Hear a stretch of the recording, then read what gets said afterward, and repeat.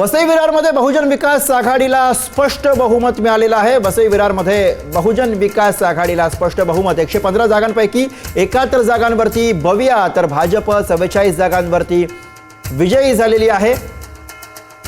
वसई विरारमध्ये बहुजन विकास आघाडीनं आपला गट राखल्याचं चित्र पाहायला मिळतंय। हितेंद्र ठाकूर यांनी आपला गट राखलाय। हितेंद्र ठाकूर आपल्यासोबत सर काय सांगाल? काय वाटलं यश आलेलं आहे?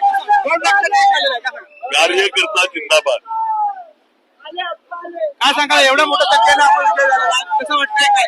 नाही, आम्हाला 100 क्रॉस करायचं होतं, पण ते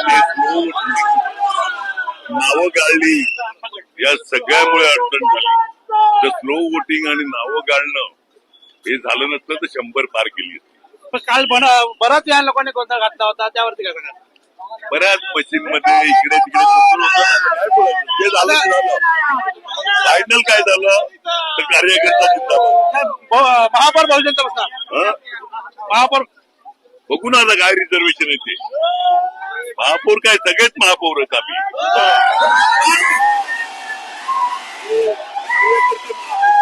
कार्यकर्ते महापौर असल्याचं आमदार हितेंद्र ठाकूर यांनी सांगितलं। विपुल पाटील पुढारी विरार